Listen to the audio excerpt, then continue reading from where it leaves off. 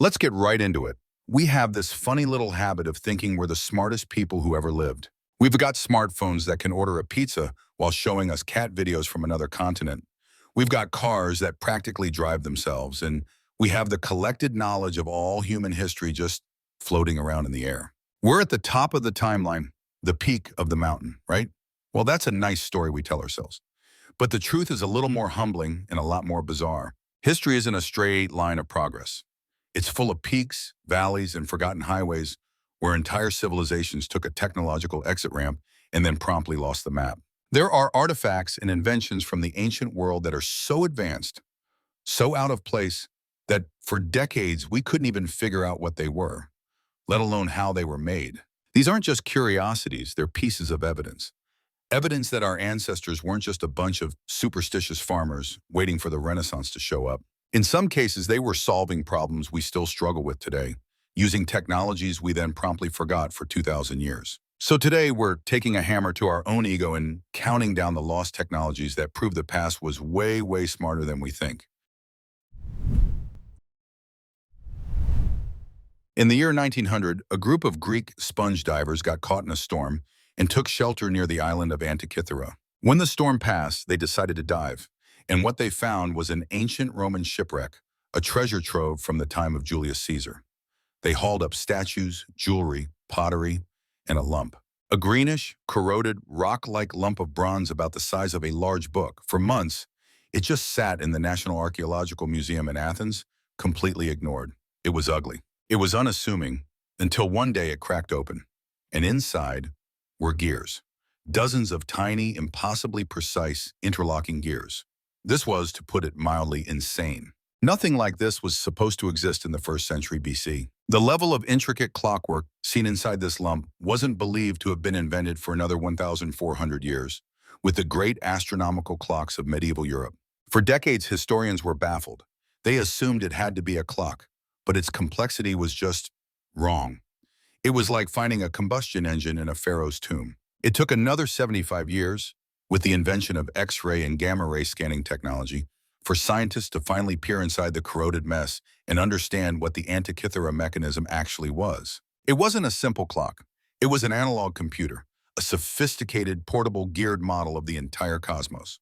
Turn a knob on the side and the interlocking bronze gears would move a series of dials on the front and the back. It didn't just show you the date, it showed the position of the sun, the moon, and the 5 planets known to the Greeks. It perfectly modeled the subtle variations in the moon's orbit. It predicted solar and lunar eclipses down to the hour. It even had a dial to track the 4-year cycle of the ancient Olympic Games. It was a mechanical calculator that could predict the future of the heavens. The level of scientific understanding and engineering skill required to build this is staggering. It demonstrates that at least some ancient Greeks had a grasp of astronomy and technology that we previously thought was impossible. So what happened? Why didn't this lead to a mechanical revolution? We don't know. The knowledge was simply lost. The shipwreck was a fluke, a single data point of a forgotten genius. It's a chilling reminder that our ancestors, who we pictured debating philosophy in togas, were also building mechanical computers. And it makes you wonder what else is still sitting at the bottom of the ocean, waiting to completely rewrite the history books. Walk around Rome. Go ahead, I'll wait. You'll see structures like the Colosseum or the Pantheon, a building with a massive, unreinforced concrete dome that's still the largest of its kind in the world after nearly 2,000 years. Now think about a modern concrete bridge or a highway overpass built 50 years ago. Chances are it's stained, cracked, and covered in patches. So why does our advanced modern concrete have the lifespan of a housefly, while Roman structures seem poised to outlast humanity itself? The answer isn't that the Romans were just better builders. It's that they were better chemists, and they had a secret recipe we're only just now rediscovering. For a long time, historians thought the durability of Roman concrete was just due to a key ingredient, volcanic ash or pozzolana, and that's part of it. But it doesn't explain the really weird part. When you analyze Roman concrete, especially from marine structures like piers and breakwaters, you find that it's riddled with strange, tiny white mineral chunks. For years, scientists dismissed these as signs of sloppy mixing, a flaw. But a few years ago, researchers at MIT decided to look closer. They realized the Romans weren't being sloppy, they were being brilliant. They were intentionally mixing in quicklime, creating what are now called lime clasts. This is where the magic happens. Modern concrete is a passive material. When a crack forms, water gets in, freezes, expands, and makes the crack bigger. Game over. But in Roman concrete, when a tiny crack forms and water seeps in, it activates these little pockets of lime. The lime dissolves and recrystallizes, flowing into the crack and sealing it shut. The structure literally heals itself. It gets stronger with age and exposure to the elements. They designed a material that actively fights its own decay. We, in our infinite wisdom, engineered modern Portland cement to be uniform and quick-setting, sacrificing this incredible longevity for speed and consistency. The Romans, on the other hand, built things to be permanent. They built infrastructure that could interact with its environment and mend its own wounds. And their secret wasn't some hyper-complex chemical formula, but a clever, counterintuitive use of lime, ash, and water. A technology that made their buildings practically immortal, and one that we are now desperately trying to reverse engineer for our own crumbling world. You've seen it in movies and read about it in fantasy novels. The legendary sword. The blade so sharp it can slice a piece of silk falling through the air, yet so strong it can chop through lesser swords without dulling. It sounds like pure myth, the kind of thing a hero pulls from a stone. But for centuries, this wasn't a myth. It was real, and it was called Damascus steel. From the 3rd century all the way through the Crusades, blades forged in the city of Damascus, Syria, were the most sought-after weapons in the world. They were famous for two things: their unbelievable sharpness and strength, and a beautiful, distinctive, wavy pattern on the surface, a watery design known as damask. Crusaders would come back from the Holy Land with terrifying stories of these blades, which could reportedly cleave a man in two. The thing is, the secret wasn't just in the blacksmithing. Though the smiths were masters, the real magic was in the ingredients. The swords were forged from small cakes of steel called woots, which were imported from India. For centuries, nobody knew why woot steel was so special. The recipe was a closely guarded secret, and around the year 1800, the knowledge and the supply of the ore simply vanished. Blacksmiths tried to replicate it for generations, and all of them failed. The legendary steel was lost. It wasn't until the age of scanning electron microscopes that we finally figured it out. Modern scientists examining authentic Damascus blades found something incredible. The original Indian ore had trace amounts of specific impurities, elements like vanadium and molybdenum. During the forging process of heating and hammering, these elements promoted the growth of carbon nanotubes. Let me say that again, carbon nanotubes. The smiths of Damascus were, completely by accident, creating a super strong nanoscale structure within the steel. These microscopic tubes and nanowires gave the blades their impossible combination of flexibility and a durable razor-sharp edge. They weren't just blacksmiths, they were accidental nanotechnologists, practicing a futuristic science 1,000 years before it was ever formally invented. We needed the most advanced tools of the 20th century just to see what they were doing by instinct, tradition, and a lost recipe. And it's a humbling thought that sometimes the most futuristic technology is buried deep in our past. Let's talk about a fundamental problem in old-timey naval combat. You want to destroy the enemy's wooden ship. The obvious answer is fire. But ships are surrounded by the world's most abundant fire extinguisher: water. It's a bit of a design flaw in your evil plan, unless, of course, you could invent a fire that water couldn't put out. A fire that, in fact, burned on top of the water. For about 800 years, the Byzantine Empire had exactly that. It was their ultimate superweapon, their ace in the hole, the thing that kept their enemies awake at night. It was known to the terrified world as Greek fire. Imagine you're an Arab sailor in the 7th century, part of a massive fleet sailing to conquer the greatest city in the world, Constantinople. As you approach, the Byzantine ships sail out to meet you. But instead of arrows or catapults, the lead ship has a large bronze tube mounted on its bow, like some kind of metallic beast. And from that tube erupts a stream of liquid fire. It hits your ship and sticks like burning honey. Your men frantically throw buckets of water on it, but the flames just get bigger, angrier. The fire spreads across the surface of the sea itself, turning the water into a trap. Your fleet and your invasion is incinerated. This exact scenario happened at least twice, saving the empire from almost certain destruction. Greek fire was a state secret on the level of the Manhattan Project. Its chemical formula was known only to one family of chemists, the Kallinikos family, and it was passed down from generation to generation. To reveal the secret was a crime of the highest treason. The weapon was so effective and the secret was so well guarded that it eventually became a victim of its own security.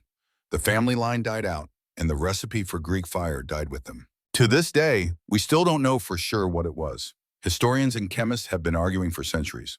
The consensus is that it was a petroleum-based mixture, probably crude oil or naphtha, mixed with thickening agents like pine resin and other chemicals like sulfur, saltpeter, and quicklime. The quicklime is a key theorized ingredient because it reacts with water to produce intense heat, which could have been the ignition source. But it's all just an educated guess. The Byzantines created a weapon so terrifying and so secret that it completely erased itself from history, leaving behind only the smoking ruins of their enemies and a thousand-year-old mystery.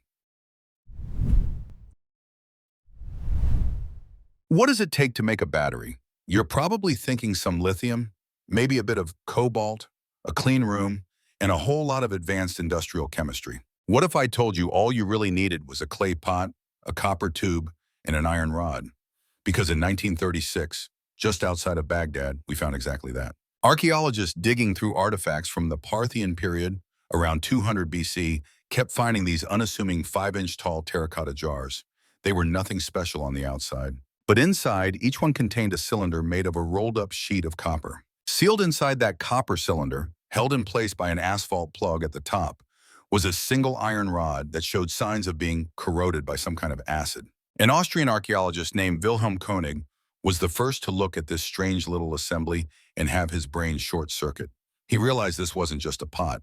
This was a blueprint for a galvanic cell. It was, for all intents and purposes, a battery. If you were to fill that jar with an acidic liquid like grape juice or vinegar, both easily available at the time, the chemical reaction between the iron and the copper, conducted by the acidic electrolyte, would produce a small but steady electrical charge of about 1.5 volts, roughly the same as a modern AA battery. The discovery threw a huge wrench in the timeline of technology. The official invention of the battery is credited to Alessandro Volta in the year 1800. These jars predate him by 2 millennia.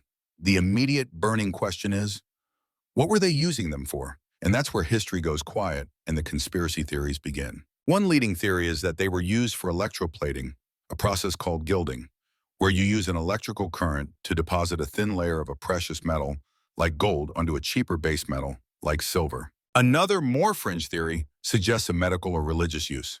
Imagine a priest or a healer using the subtle, tingling shock from the jars to perform a magic or conduct healing rituals. To someone with no concept of electricity, that little buzz would feel like a divine power. Of course, many mainstream historians remain skeptical, arguing they were simply storage vessels for sacred scrolls and the arrangement is a coincidence.